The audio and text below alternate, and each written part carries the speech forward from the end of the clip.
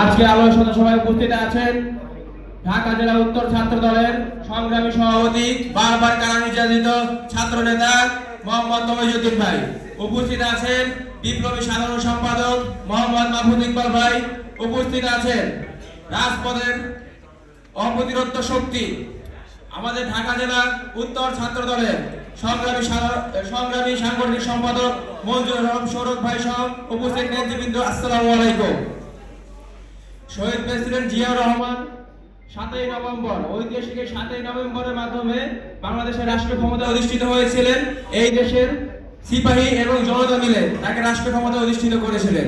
তারই ধারাবাহিকতায় তিনি এই দেশকে গণতন্ত্র উপহার দিয়েছেন। তিনি বাকশাল থেকে কিভাবে গণতন্ত্র কায়েম করতে হয় সেটি আমাদের দেখিয়ে দিয়েছেন। বর্তমানে একটি শক্তি আছে যারা এই বাংলাদেশের সংস্কারের নামে তালবাহানা করছে এবং বাংলাদেশের গণতন্ত্র ধারাবাহিকতা থেকে রুখে দেওয়ার জন্য চেষ্টা করছে এবং নির্বাচন বাঁচানোর চেষ্টা করছে।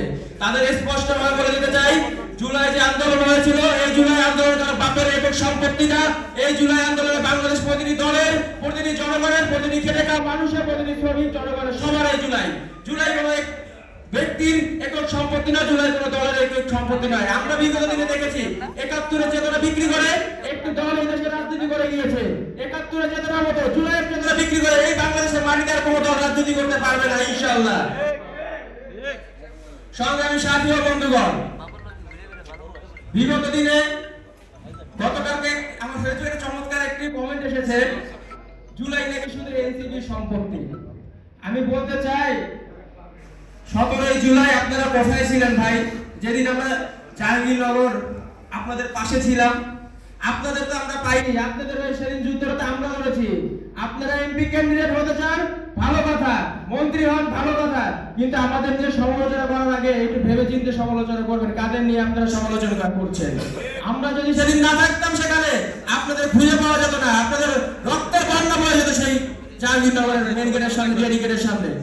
তাই কোনো টাল বাড়া করে আসুন, আমরা সুষ্ঠু সুন্দর গণতন্ত্রের চর্চা করি, সবাইকে মিলেমিশে নিয়ে আমরা বাংলাদেশ করতে চাই।